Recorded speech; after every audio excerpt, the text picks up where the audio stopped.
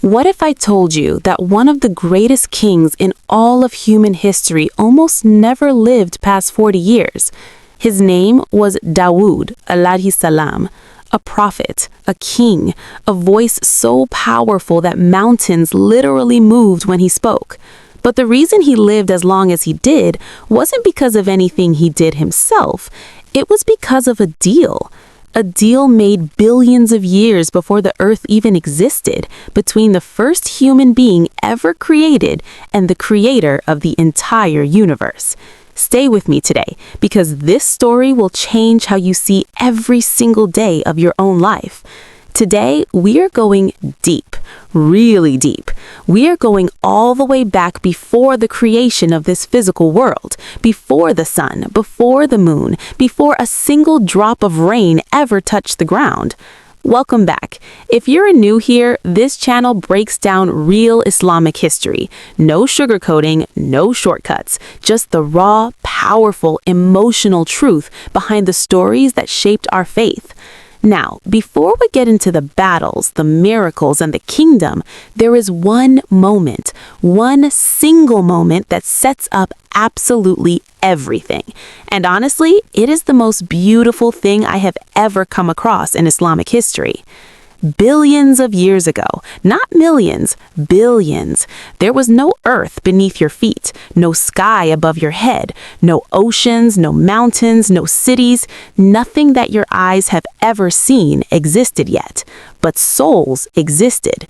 Your soul existed. My soul existed. The soul of every human being who would ever walk this earth was already present in a realm called Alam-e-Arwah, the world of souls.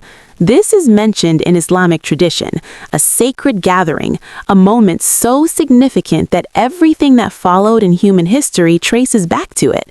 And standing at the center of this gathering was one man, the first man, Hazrat Adam, alayhi salam. Allah showed Adam something extraordinary that day. He allowed him to see his entire lineage, every single descendant, every generation, stretching from the beginning of time all the way to the day of judgment. Now, imagine this for a second. Honestly, just pause and imagine it. You are standing there, and in front of you are billions upon billions of lights. Each light is a soul. Each soul is a human being who will one day live, breathe, love, struggle, and die on a planet that hasn't even been created yet. Some of these lights are dim, barely flickering. Others glow steadily, but a very few, shine like stars. And among all those billions of souls, Adam's eyes locked onto one particular light that didn't just glow, it radiated, it pulsed. It was as if this soul carried within it the melody of mountains, the weight of kingdoms, and the tears of 1,000 prayers. Adam couldn't look away, and what he did next changed everything. He turned to Allah, and he asked, Ya Rabbi, my Lord, who is this? Who is this shining soul? And Allah responded, This is your son Dawud.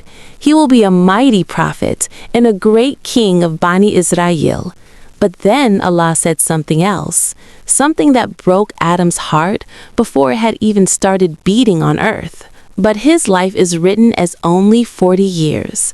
40 years, that is all. For a soul this bright, for a king this great, for a prophet this important, just 40 years? And look, here's what gets me every single time I think about this. Adam hadn't held this child. He hadn't heard his voice. He hadn't watched him grow. They were separated by thousands of years of human history, and yet the mere thought that this radiant soul would flicker out too soon was absolutely unbearable to him. That is fatherhood. That is love in its purest form. Love that exists before memory, before experience, before reason. So Adam did something remarkable. He said, Ya Allah, my life is 960 years, and my son's life is only 40. Can I give him some of mine? He didn't offer 10 years. He didn't offer 20. He offered 60 years. Some narrations say 30, but in either case, he volunteered to die earlier so that someone he had never even met could live longer. And Allah accepted. The angels wrote it down. They witnessed it. They sealed it. And from that moment, Dawud alayhi salam's destiny was rewritten. His lifespan became 100 years.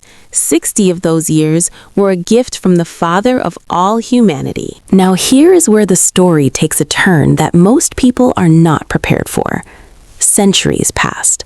Adam alayhi salam came down to earth. He lived. He built. He worshipped. He aged.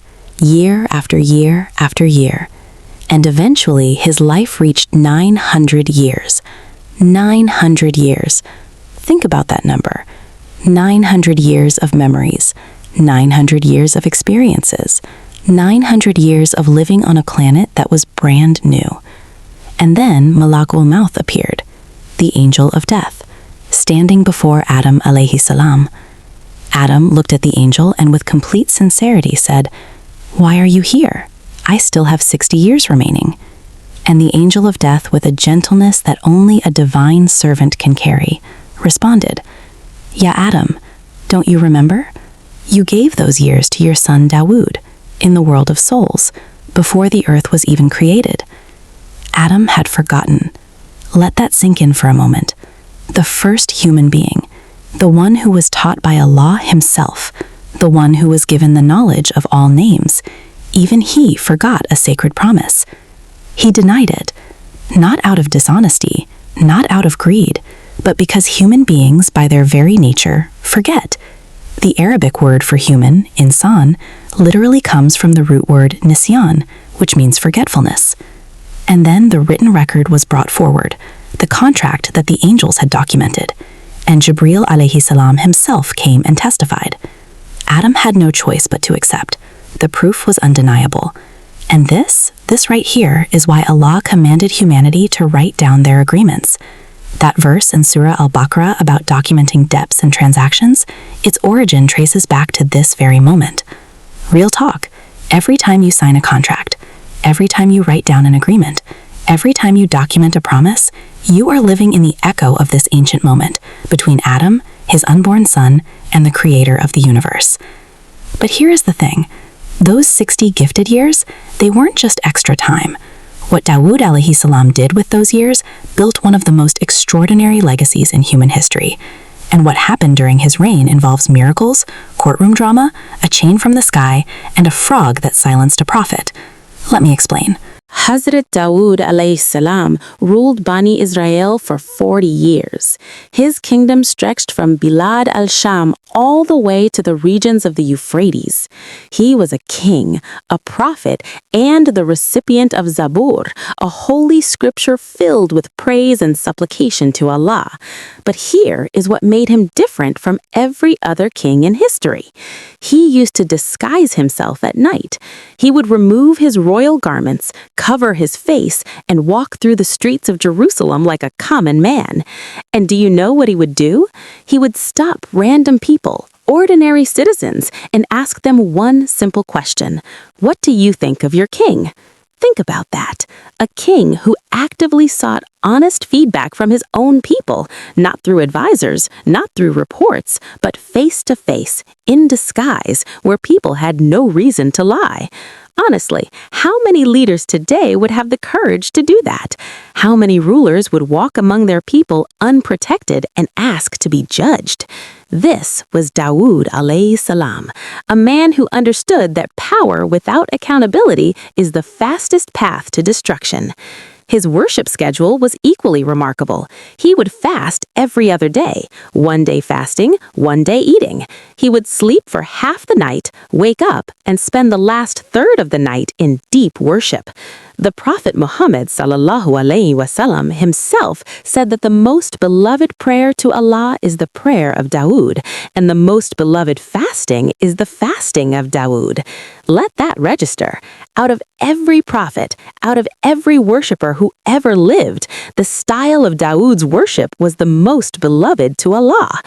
But even this beloved prophet was not exempt from being tested, and the test that came next shook him so deeply that he fell into prostration for 40 days and 40 nights, without getting up, without eating, without drinking, and it all started with two strangers who climbed over a wall. Jerusalem. A specific mihrab, a prayer chamber where Dawud alayhi salam would isolate himself for worship. His routine was precise. One day he would sit as judge and settle disputes among his people. The next day he would close himself off from the entire world and dedicate every breath to Allah. On this particular day, it was his day of isolation. He had given strict orders to the guards. No one enters, no exceptions. Night had fallen. The only sound was the gentle flickering of the oil lamp and the melody of Zabur flowing from his lips. Then a sound, like someone had jumped over the high wall. Dawud alayhi salam raised his head, and standing before him in a sealed, guarded room were two strangers. His first instinct was fear, and rightfully so. Anyone who bypasses locked doors and armed guards is usually an enemy. But the two strangers immediately spoke. "Do not be afraid. We are two disputing parties. One of us has wronged the other. Judge between us with truth, and do not be unjust." Then one of them presented his case. And this is the case that every Muslim should study carefully.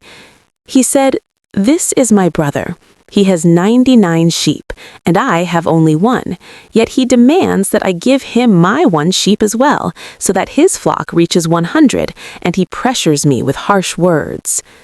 Now listen to what happened next, because this is where the lesson lies. Dawud alayhi salam heard this man's complaint, and his sense of justice, his passionate love for fairness overwhelmed him.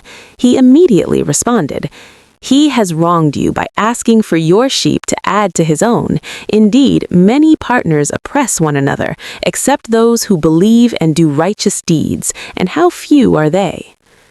And then they were gone. Just like that, the room was empty, silent, as if nothing had happened. And in that silence, realization hit Dawud alayhi salam like a thunderbolt. Those were not men. They were angels, sent by Allah to test him, and he had failed. Not because his judgment was wrong in principle. The man with 99 sheep demanding the one remaining sheep of his brother was indeed unjust, but Dawud alayhi salam had made his ruling without hearing the other side, without asking for evidence, without giving the second party a chance to speak. In Islamic scholarship, this is called Tark-e-Awla. It is not a sin in the way we understand sins. It is a lapse, a moment where a prophet's action falls slightly below the extraordinary standard expected of someone at their spiritual level. And for a man like Dawud alayhi salam, who held himself to the highest possible standard, this was devastating. He fell into prostration, and he did not get up for 40 days and 40 nights. Narrations tell us that his tears were so abundant, so continuous, that grass grew on his prayer mat from the moisture, and then, from the heat of his anguish, that same grass would wither and burn. He wept. He begged. He called out, "Ya Rabbi, forgive Dawud for this lapse, for if you do not forgive me, I will be destroyed." And Allah, the most merciful, accepted his repentance, and not only forgave him, but elevated him, made him a Khalifa, a representative of Allah on earth. And this is a lesson that cuts deep. Even prophets, the most righteous human beings to ever live, held themselves accountable for the smallest lapses. 40 days of prostration for not hearing the other side of an argument. Honestly, how many of us judge people every single day without hearing their side? How many of us condemn based on one perspective? And how many of us, when we realize our mistake, actually have the humility to fall on our faces and beg for forgiveness? This story isn't just history. This is a mirror, and it is reflecting right back at us. But the tests of justice were not over for Dawud alayhi salam. because what came next involves a miraculous chain from the sky, a con artist with a hollow stick, and a moment that changed the entire legal system of humanity forever. And get this, the consequences of that moment echoed centuries later in a courtroom where Ali ibn Abi Talib used the exact same technique to solve an unsolvable murder. Allah had given Dawud alayhi salam something extraordinary, a tool of absolute justice, a luminous chain that descended from the heavens and hung in the open for all to see. The way it worked was simple and terrifying. When two people had a dispute and there were no witnesses, no evidence, no way to determine truth from falsehood, they would come to this chain. The truthful person would reach out their hand and the chain would descend gently into their palm. But when the liar reached out, the chain would pull away, rise up, refuse to be touched. Think about that for a moment. Absolute justice. No lawyers needed, no cross-examination, no appeals, just pure, divine truth detection. No cap. If this chain existed today, do you realize how many court cases would be settled in seconds? How many corrupt politicians would be exposed? How many liars would be silenced? But here is the problem with miracles given to human beings. Sooner or later, someone tries to outsmart them. One day, two men stood before the chain. The first man was distraught. He had entrusted a precious pearl, extremely valuable, to the second man for safekeeping, and when he asked for it back, the second man denied ever receiving it. Standard procedure. Both men approached the chain. The pearl's owner stepped forward, reached out his hand, and the chain descended smoothly into his grip. Truth confirmed. He was the rightful owner. He had indeed given the pearl. Now it was the second man's turn, the accused, the denier. But watch what he did. Watch this carefully. Before reaching for the chain, he casually turned to the pearl's owner and said, "Here, hold my walking stick for a moment while I reach for the chain." The owner took the stick without thinking, an innocent gesture, a meaningless favor. But inside that hollow stick was the pearl. At that exact moment, technically, the pearl was in its owner's hand. The deceiver's statement, "I have returned the pearl," became technically true. He reached for the chain, and the chain came to him. The crowd erupted. How is this possible? Both men were truthful? Both touched the chain? But Allah sees what no human eye can see, and Allah does not tolerate the manipulation of His signs. In that very instant, the chain rose, rapidly, violently. It shot upward through the clouds and vanished forever. Dawud alayhi salam was devastated. A divine miracle had been removed from the earth because one man's greed had corrupted the system. Then came the revelation from Allah. Ya Dawud, from now on, judgments will not be made through miracles. They will be made through witnesses, through oaths, through evidence that humans must gather with their own intelligence. And this right here is a moment that most people completely overlook, but it is foundational to human civilization. Allah didn't remove the chain because He couldn't maintain it. He removed it because He wanted humanity to grow. He wanted us to develop critical thinking. He wanted judges to investigate, to cross-examine, to analyze, to use the intellect He gave us. The chain was training wheels, and Allah took them off so we could learn to ride on our own. And centuries later, this exact principle was used by one of the most brilliant minds in Islamic history, Hazrat Ali ibn Abi Talib. Let me tell you what happened. A young man came to Ali crying. His father had been murdered, killed during a journey by his own traveling companions. They had stolen his father's wealth and denied the crime. There were no witnesses, no evidence. The other judges, including the legendary Qadi Sharai, could not solve it. So Ali did something brilliant. He separated the accused, put each one behind a different pillar in the mosque, and then called them in one by one. He asked each one the same questions. On what day did the man die?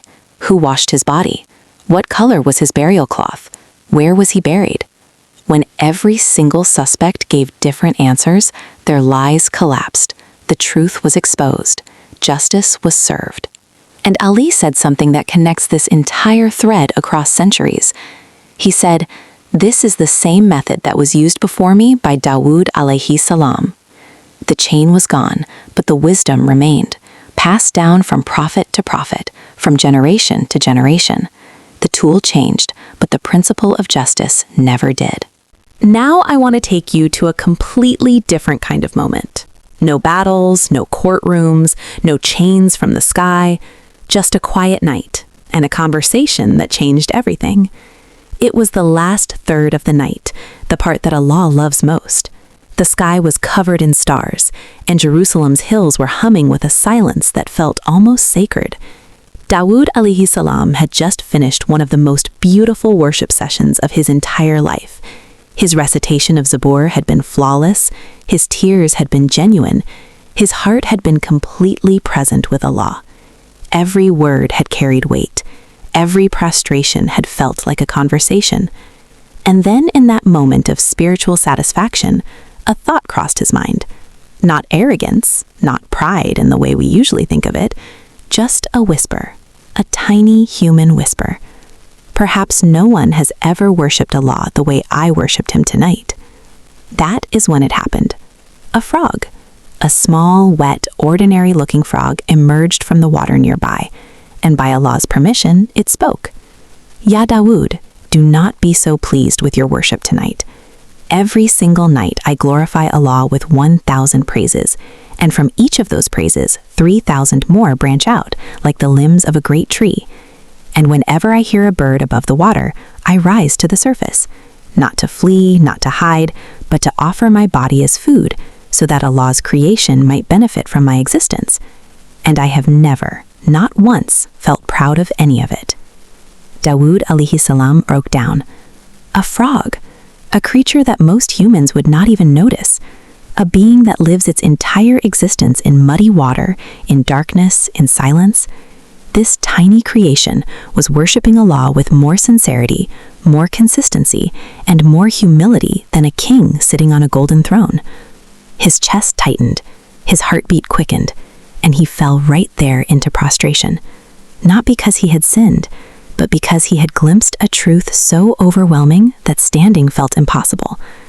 And this is the hidden lesson that I think about every single day. Worship is not measured by its beauty. It is not measured by how long you stood, or how perfectly you recited, or how many tears you shed. It is measured by its humility. The moment you admire your own prayer, the moment you feel satisfied with your own worship, the moment you compare yourself favorably to others, that prayer, that worship, that moment has already lost its value. Look, I am saying this to myself before anyone else.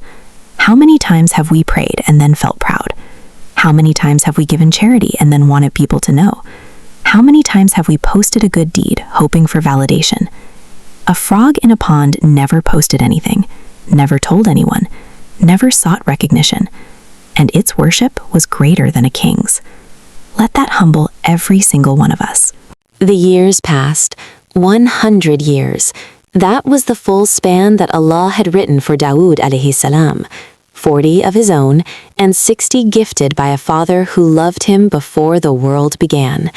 And those 100 years were extraordinary. He had ruled with justice that made angels weep. He had recited Zabur with a voice that moved mountains, literally. Birds would descend from the sky just to listen. Stones would vibrate with his melody. The very fabric of creation responded to his worship. It was a Saturday, the day of the week when Dawud alayhi salam would dedicate himself entirely to worship. He was in his mihrab. His face carried a nurani peace, a luminous tranquility that only comes from a life spent in service to Allah. And then Malakul Mouth appeared again. But this time, there was no confusion, no protest, no forgotten promises. Dawud alayhi salam was ready. The angel stood before this mighty king, this beloved prophet, with adab, with respect. Even the angel of death honored the station of this man.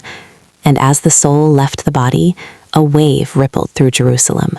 The voice that had moved mountains went silent. The hands that had softened iron went still. The eyes that had wept for 40 days in prostration closed. And then the birds came. Abdullah ibn Abbas reported that on the day Dawud alayhi salam passed away, birds arrived in numbers that no one had ever seen. They came from every direction, from every mountain, from every valley. thousands upon thousands of birds descended upon Jerusalem. They spread their wings, creating a vast canopy of shade over the funeral procession.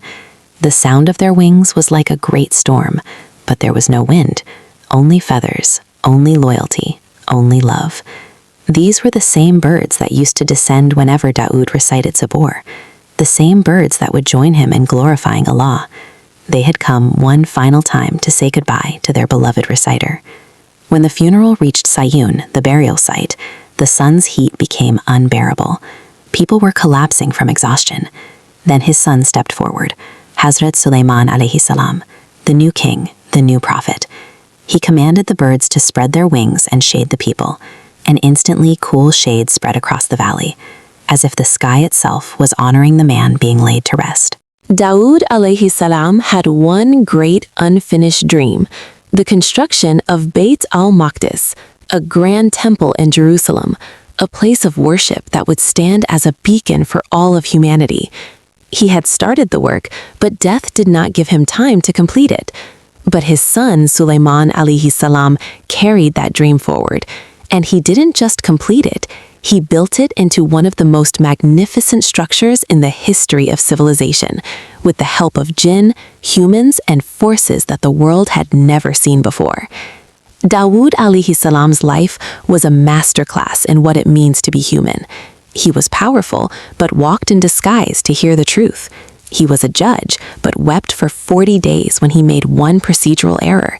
He was gifted miracles, but lost one because humanity wasn't ready for it.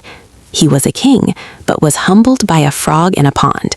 And at the foundation of it all, beneath the crown, beneath the prophecy, beneath every miracle, was a simple truth. He lived because a father loved him. Before the earth was formed, before the mountains were placed, before the first raindrop fell, Adam looked at a light among billions of souls and chose to give up part of his own life so that light could shine a little longer. Today, Dawud alayhi salam rests beneath the soil of Jerusalem.